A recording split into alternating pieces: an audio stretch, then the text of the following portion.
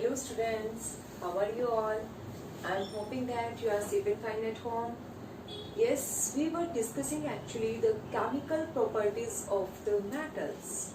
Yes, chemical properties of the metals. In this topic, we had already discussed that what will happen if the metals will react with air. So yes, air means oxygen. So first of all, if metals will react with air, or we can say oxygen, then it will form metal oxide.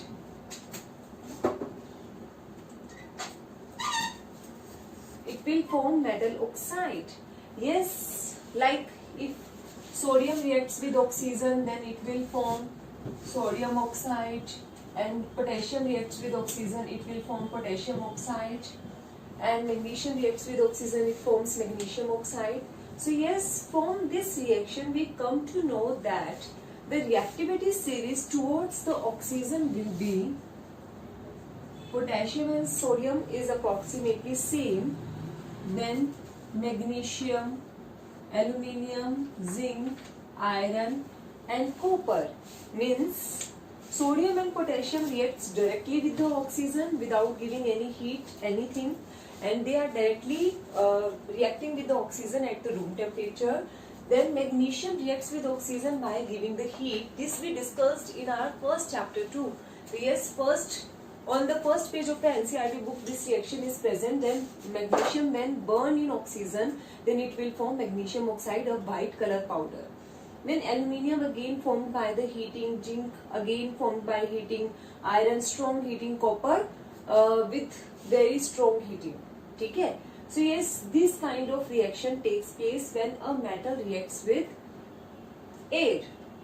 Okay? Then we discussed that these two metal oxide can react with water to form their respective hydroxide. All the metal oxide do not react with water. Only some of the metal oxide can react with water to form their respective hydroxide. So this we discussed in our first topic, that is reaction of metal with the air or the oxygen. Then we discussed our second reaction, that is the reaction of the metal with water. So yes, directly when we are reacting, not metal oxide. I am telling you that when metal reacts with water, then what will happen? So yes, metal can react with H2O in two forms. So yes, metal can react with directly water, it means liquid water, and metal can also react with steam, means gaseous H2O. So in these two cases it forms different products. When metals react with water, it forms metal hydroxide plus H2 gas. But when metal reacts with steam, it forms metal oxide plus hydrogen. So these two different products will form in two different cases. So yes, if the metal reacts directly with the water, that means the metal is reactive in nature. The metal is reactive in nature, that's why it can react with the liquid water only. So yes, when we are doing these reactions with different metals, then we come to know different products.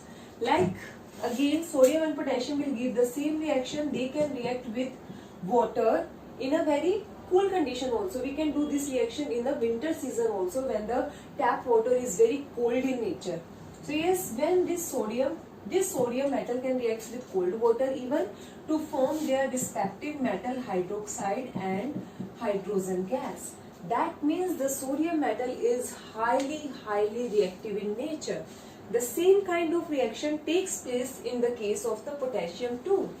And then in the case of the calcium can also react with cold water to form calcium hydroxide and hydrogen gas.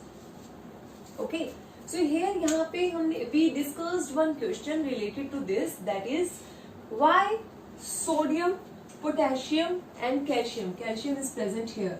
So yes, these three metals floats on the surface of the water. तो yes, why they floats on the surface of the water? Because this hydrogen and along with a large amount of heat in these cases. Here a large amount of heat is produced, here a small amount of heat is produced, but still it is an exothermic reaction. Okay, so yes, question came कि why this sodium, calcium and potassium floats on the surface of the water. So yes, answer is present in this reaction only because the hydrogen gas which is released in the reaction along with the heat, so yes, it sticks, it will release in the form of the bubbles only, and it will stick to the lower surface of the metal. It will stick to the lower surface of the metal, and hydrogen is a gas, so its density is less than the water. It present on the lower surface of the metal, so it makes it lighter, and which makes the metal floats on the surface of the water. क्या होता है कि जो hydrogen gas है ये lower surface of the metal पे stick हो जाती है. हाइड्रोजन इज अ गैस जो लाइटर इन वेट होगी या डेंसिटी कम होगी वाटर से, तो इसलिए वो फ्लोट करेगी वाटर के सरफेस के ऊपर, और मेटल के नीचे प्रेजेंट है जो मेटल को भी लाइटर बना रही है और जिसकी वजह से मेटल भी फ्लोट करता है. So yes, this happen in sodium, potassium and calcium. In the previous reaction when the metal reacts with air, वहाँ पे एक क्वेश्चन आता है कि why we are preserving or why we are storing sodium and potassium in the kerosene oil? Because these are highly reactive metal. They can react with the room atmospheric oxygen also. So to prevent it from the burning, to prevent it from the reaction, we are storing it in the kerosene oil.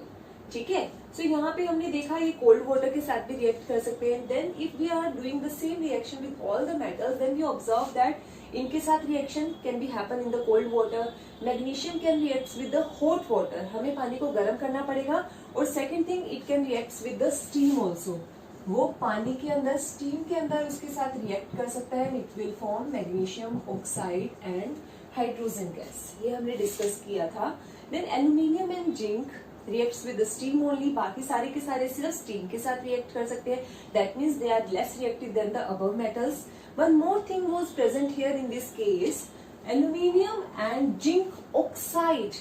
I am not talking about the simple metal. I am talking about the oxides. Aluminium and zinc oxides are amphoteric in nature. Amphoteric means they can react with both acids as well as bases to form their respective salts and hydrogen gas.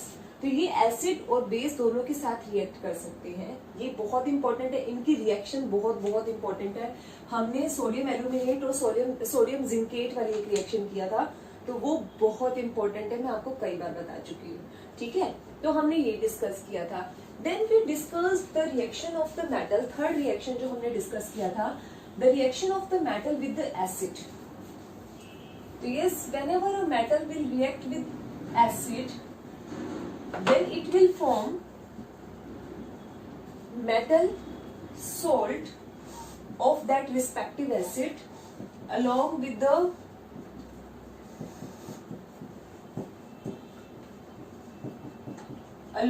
the hydrogen gas. So yes, this was the third reaction. ठीक है. When a metal reacts with any of the acid, it forms the respective metal salt along with the production of hydrogen gas. It can react with hydrochloric acid, it can react with sulfuric acid, but it can't react with nitric acid to evolve hydrogen gas. तो ये reaction नहीं होता है. बाकी हम इनको किसी के साथ भी रिएक्शन करवा सकते हैं.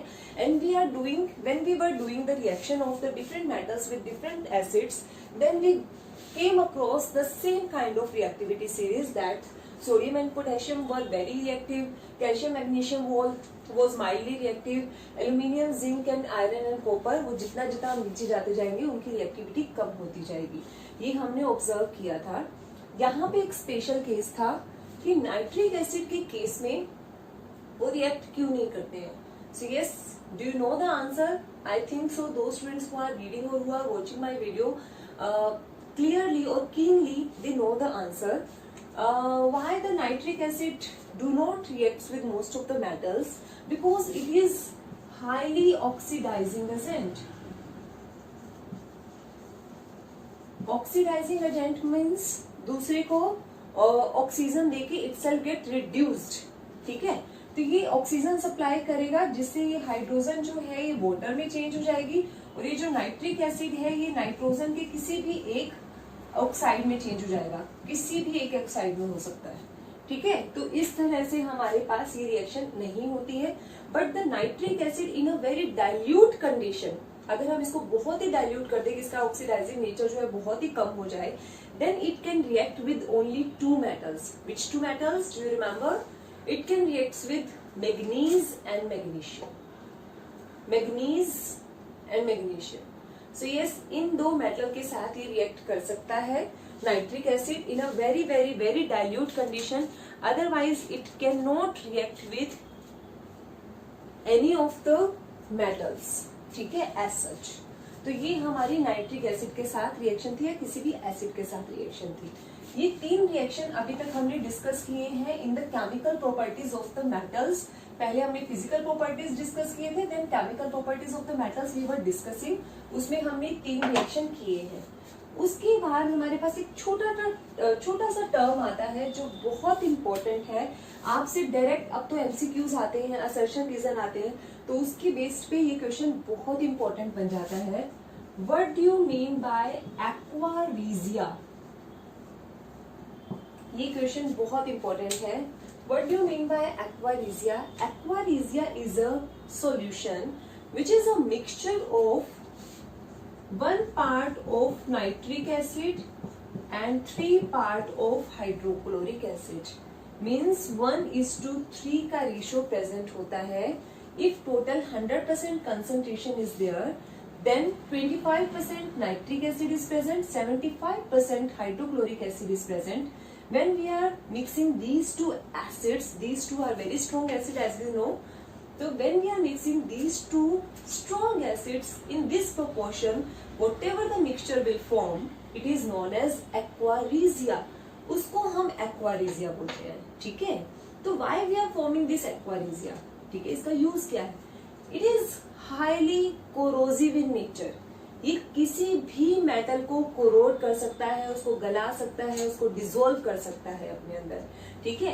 आपको पता है कि the metals like gold AU and platinum PT, these are highly unreactive metals. Gold के हमने ऑर्नामेंट्स लिए, आज लिए, 20 साल बाद भी ऑलमोस्ट वैसे के वैसे ही है. बिल्कुल हल्का सा फर्क पड़ता है उसकी शाइनिंग में, otherwise it remains the same over the years also. That means the reactivity of the gold is very low.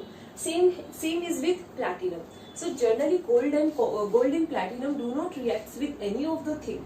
But when we are adding gold and platinum in this aquaresia solution, then this solution can dissolve these metals too. ये इतना strong solution है कि इन metal को भी corrode कर सकता है, इन metal को भी डिसॉल्व कर सकता है. तो इसलिए हमने इसको बनाया, ठीक है. So it is a very strong solution. अभी हम लास्ट टाइम डिस्कस कर रहे थे what will be the syllabus. Actually जो आपका इस चैप्टर का सिलेबस डिडक्ट हुआ है, एक्सट्रैक्शन ऑफ मेटल के बाद वाला जो पूरा पोर्शन है, जिसमें एक्सट्रैक्शन ऑफ मेटल का कंप्लीट प्रोसीजर जो है, कोरोजन जो है और अलॉय जो है, वो डिडक्ट हो चुका है आपके जो भी अभी नई CBSE की गाइडलाइंस आई है उसके अकॉर्डिंग. लेकिन हम लोग क्या करेंगे, एक्सट्रैक्शन और कोरोजन डिस्कस नहीं करेंगे, but alloy question was present in the last years board exam जो अभी हमारा हुआ है, बोर्ड का एग्जाम जिसका रिजल्ट अभी आया है, उसमें अलॉय के ऊपर 3 मार्क्स का क्वेश्चन था. तो alloy is a related with the extraction of the metal, but वो एक इंडिविजुअल अलग से टर्म भी हम उसको डिस्कस कर सकते हैं, तो उसको हम डिस्कस करेंगे. अगर हम इतना सारा पार्ट निकाल दें तो अब ये चैप्टर पहले से हाफ रह गया है. तो अभी केमिकल रिएक्टिविटीज, उनकी बॉन्डिंग और अलॉय, उसके बाद ये चैप्टर कंप्लीट. ये चैप्टर इतने बड़े से इतना छोटा हो गया है. तो नाउ कांग्रेचुलेशंस टू यू कि अभी आपको बहुत कम करना पड़ेगा एंड साथ ही साथ अच्छे से करना, क्योंकि सिलेबस भी कम है, तो अब करना और अच्छे से है, ठीक है. सो यस, ये हमने कर लिया है. Now it's a time to discuss the reactivity series. Reactivity series क्या है और वो कैसे आई, वो सारा कुछ अभी हम डिस्कस करते हैं. So yes students, this is the reactivity series which I was talking since chapter 1. हम जब चैप्टर 1 कर रहे थे तब से मैं बता रही हूँ कि we are going to study the reactivity series in chapter 3 so that your concepts become more and more clear. अगर आपको ये रिएक्टिविटी सीरीज याद हो जाती है तो बहुत सारे रिएक्शन आप अपने आप से बना सकते हो, अपने आप से उनको बता सकते हो कि whether the reaction will takes place or not. And this reactivity series is almost same with the reactivity series which we made by ourselves by the reactivities of the different metals with different things. तो ये reactivity series हमने बनाई थी जब हमने अलग अलग reaction किए थे, और ये एक्चुअल रिएक्टिविटी सीरीज है. ऑब्वियसली ये सेम ही होनी थी क्योंकि वो भी हमारे रिएक्टिविटीज की बेसिस पे निकली थी, और ये भी साइंटिस्ट ने अलग अलग रिएक्टिविटीज की कौन कितना फास्ट किस चीज से रिएक्ट करता है उसके बाद एक फाइनल प्रोडक्ट हमें दे दिया जो हमें बताता है कि सबसे ज्यादा रिएक्टिव कौन है, सबसे कम रिएक्टिव कौन है. तो ये potassium, sodium, calcium, magnesium, aluminium, zinc, iron, tin, lead, hydrogen, copper, mercury, silver, gold, platinum. As such अगर मैं आपको बोलूं कि इसको याद कर लो तो it is very very difficult. तो हम वैसे ही जुगाड़ लगाने में थोड़े माहिर होते हैं, तो हमने एक छोटा सा तरीका निकाला है इसको याद करने के लिए, so that it will be easy for you all to remember this series.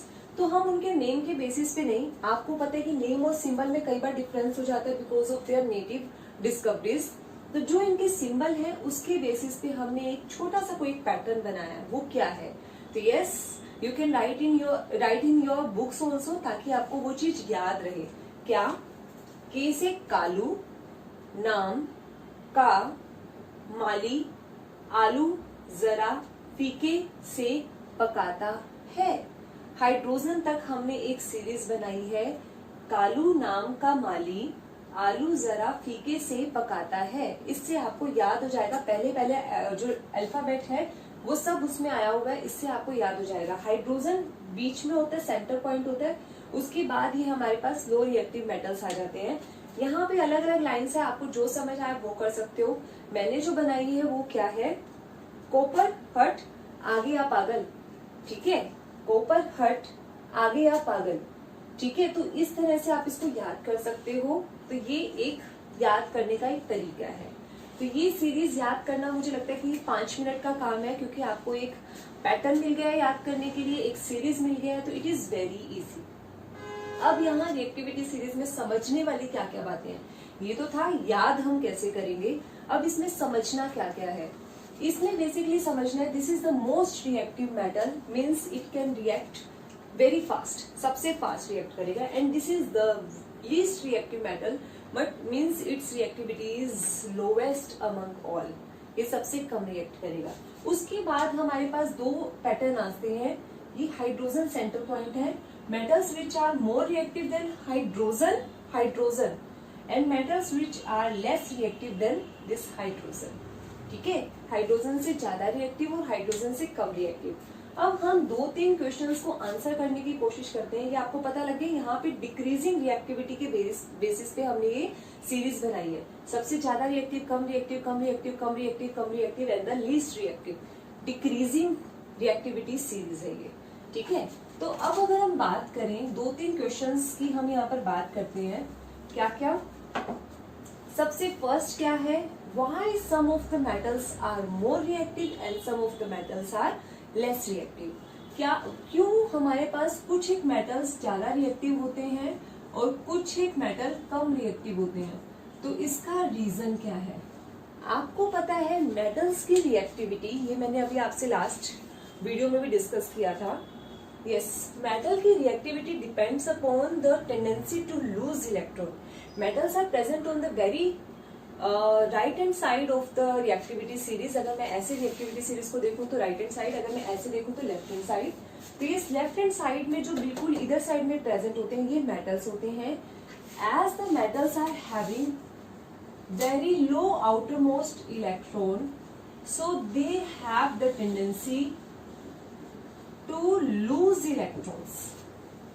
So those metals which can lose electron at a fast rate, they are more reactive. The metals which can lose electron with a slow rate are less reactive. Metal की reactivity depend करती है उसकी tendency to lose electron पे. वो कितना जल्दी electron को loose करता है. जितना जल्दी वो इलेक्ट्रॉन को लूज करेगा उतना ही ज्यादा रिएक्टिव है. जितना ही उसे टाइम लगेगा अपने इलेक्ट्रॉन को लूज करने में उतना ही वो कम रिएक्टिव है. तो on the basis of their tendency to lose electrons we can decide the particular metal is reactive or non-reactive or less reactive. ठीक है, ये सब बातें. तो पहला क्वेश्चन हमें पता लगा मेटल की रिएक्टिविटी क्या है, उसकी टेंडेंसी टू लूज इलेक्ट्रॉन्स पे. ठीक है, फिर आता है इसका क्या मतलब है, metals are more reactive than hydrogen. इसका क्या मतलब है, यस जो मेटल ज्यादा रिएक्टिव है हाइड्रोजन से, उसका मतलब क्या है, वो इलेक्ट्रॉन को जल्दी दे सकते हैं.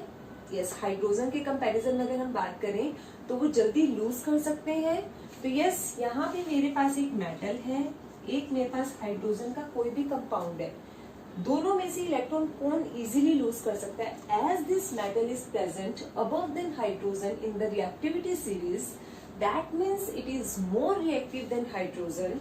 अगर ये ज्यादा रिएक्टिव है दैट मीन्स ये अपने इलेक्ट्रॉन इजीली लूज कर सकता है और वो इलेक्ट्रॉन H+ गेन कर सकता है. और अल्टीमेटली ये जो नेगेटिव आयन है वो इधर आ जाएगा और हाइड्रोजन इलेक्ट्रॉन गेन करके, हाइड्रोजन पॉजिटिव ने एक इलेक्ट्रॉन गेन किया, हाइड्रोजन बनाया. Hydrogen is not stable at the room temperature, इसने एक और हाइड्रोजन के साथ कंबाइन किया और हाइड्रोजन गैस बनाया. तो अल्टीमेटली हाइड्रोजन गैस निकल गया और मेटल ने हाइड्रोजन को डिस्प्लेस कर दिया फ्रॉम इट्स सॉल्ट सॉल्यूशन या फिर फ्रॉम इट्स केमिकल कंपाउंड. ठीक है, तो यस, यानी कि जो भी मेटल की क्वेश्चन बहुत इंपॉर्टेंट है, सुनने का दोबारा कोशिश करना. Those metals which are present above than hydrogen in the reactivity series, they are more reactive than hydrogen, means they can lose electron faster than the hydrogen, and ultimately they can displace hydrogen from its chemical compound. ये इसके साथ chemical compound करके hydrogen को displace कर देंगे by this reaction. ये reaction आपको दिखाना नहीं है, सिर्फ आपकी नॉलेज के लिए मैंने आपको बताया कि कैसे होता है. ठीक है, तो यानी कि जो भी मेटल ऊपर प्रेजेंट है हाइड्रोजन से, they all can displace hydrogen from its chemical compound. ये क्वेश्चन आता है, can zinc displace hydrogen from its solution, can magnesium displace hydrogen from its solution. तो आपको सिर्फ एक ही बात याद रखनी है, जो भी हाइड्रोजन से ऊपर प्रेजेंट होगा उनकी रिएक्टिविटी ज्यादा होने की वजह से ये सारे के सारे हाइड्रोजन को अपने सॉल्यूशन में से डिस्प्लेस कर सकते हैं. अब अगर मैं यही सेम रिएक्शन करने की कोशिश करूं कॉपर के साथ, तो yes, copper plus hydrochloric acid, तो copper is present below in the reactivity series then hydrogen, तो मीन्स इसकी रिएक्टिविटी जो है वो कम है हाइड्रोजन से, इसको इलेक्ट्रॉन लूज करने की पावर कम है. अगर ये इलेक्ट्रॉन लूज ही नहीं करेगा तो H गेन कैसे करेगा डिस्प्लेस होने के लिए, that means no reaction can takes place. ठीक है, तो metals which are present below in the reactivity series then hydrogen, they can't displace hydrogen from its chemical compound. वो उसके साथ कंपाउंड बना के उसको डिस्प्लेस नहीं कर सकते हैं. So this is very very very important topic, बहुत बार आता है. What will happen if the tin react with hydrogen या hydrogen chloride, what will happen if the mercury reacts with hydrogen chloride या हाइड्रोजन सल्फेट, तो क्या होगा. इस केस में रिएक्शन होगा, इस केस में रिएक्शन नहीं होगा. ठीक है, मैंने बहुत बार बताया, आई थिंक सो कि आपको ये क्लियर है. एक बार मैं फिर भी बताऊंगी लास्ट में, अगर फिर भी कोई डाउट है यू कैन आस्क. ठीक है, those metals which are present above than the hydrogen in the reactivity series, they can displace hydrogen from its chemical compound, and those metals which are present below in the reactivity series than hydrogen, they cannot displace hydrogen from its chemical compound. ठीक है, उसके बाद अब इसी series के basis पे हमें एक और रिएक्शन करने को मिलता है, reaction of the metal which is the fourth reaction. अभी तक हमने 3 रिएक्शन डिस्कस किए थे जो मैंने आपको स्टार्टिंग में भी बताया है. Now it's a time to discuss the fourth reaction, reaction of the metal with the salt solution. Reaction of metals with the salt solution. तो यस, क्या बनेगा, मेटल सॉल्ट बनेगा और साथ में हमारे पास क्या होगा, दूसरा मेटल निकल जाएगा. Metal A salt solution of B, तो यहाँ पे मेटल सॉल्यूशन बी बन जाएगा और मेटल ए अलग से रह जाएगा, मेटल बी और मेटल ए. कैसे, मैं एक एग्जांपल लेती हूँ. ये वाला वो रिएक्शन है जो हमने फर्स्ट चैप्टर में डिस्प्लेसमेंट रिएक्शन किया था। मैंने उस टाइम पे आपको बताया था कि अभी के लिए आप डिस्प्लेसमेंट रिएक्शन याद कर लो, जितने भी 2-4 यहाँ पर है। थर्ड चैप्टर के बाद आपको याद करने की जरूरत नहीं पड़ेगी, आपका एक कंसेप्ट बन जाएगा कि how the reaction is taking place. तो यहाँ पे वो कंसेप्ट बनाने वाला टाइम है। अगर मान लो मेरे पास ये है, यस, जो भी मेटल ज्यादा रिएक्टिव है वो अपने इलेक्ट्रॉन को लूज करके सोल्ट सॉल्यूशन बनाएगा और दूसरे वाले मेटल को एज इट इज अपनी स्टेट में रहने देगा। तो ये अगर मैं इन दोनों में से बात करूं तो कॉपर कम रिएक्टिव है, जिंक ज्यादा रिएक्टिव है। तो कॉपर कम रिएक्टिव है, then it can't displace zinc from its salt solution. जो अभी हमने हाइड्रोजन के लिए किया था वही यहाँ पर होगा। तो yes, those metal which are more reactive than hydrogen can displace hydrogen. जो ज्यादा रिएक्टिव है वही डिस्प्लेस कर सकते हैं हाइड्रोजन को। तो सेम यहाँ पर है, the metal which is more reactive it can displace the less reactive metal from its solution. लेकिन ये तो लेस रिएक्टिव है, यानी कि यहाँ पे कोई रिएक्शन नहीं होगी। लेकिन अगर मैं यही रिएक्शन उल्टा कर दूं, यहाँ पे क्या है, जिंक ज्यादा रिएक्टिव है, कॉपर कम रिएक्टिव है, then it can displace the less reactive metal from its solution to form zinc sulphate plus copper. ये क्वेश्चन बहुत इंपॉर्टेंट है। अभी के लिए मैं यहाँ पर ही छोड़ रही हूँ। आपके बुक नंबर एस चांद की बुक के अंदर पेज नंबर 121, 122 और 123 पे कुछ एक न्यूमेरिकल्स प्रेजेंट हैं। I want you to solve this numericals. हमारे कल की वीडियो में मैं इसके न्यूमेरिकल्स को डिटेल में डिस्कस करूंगी और उसके बाद वो हमारा नेक्स्ट टॉपिक करूंगी। ये टॉपिक बहुत इंपॉर्टेंट है, पेपर में आने वाला क्वेश्चन है। अभी तो एक्सट्रैक्शन भी खत्म हो गई है, तो ये क्वेश्चन बहुत बहुत इंपॉर्टेंट बनता है पेपर के पॉइंट ऑफ व्यू से। एक तो ये वैसे इंपॉर्टेंट है, चैप्टर कट हो गया, और एक ही 2 जगह आ रहा है। फर्स्ट चैप्टर में भी सेम कंसेप्ट आ रहा है, थर्ड चैप्टर में भी सेम कंसेप्ट आ रहा है, तो इसलिए भी ज्यादा इंपॉर्टेंट हो जाता है। So this is all about for today's video. Tomorrow we are going to discuss this in detail. Thank you.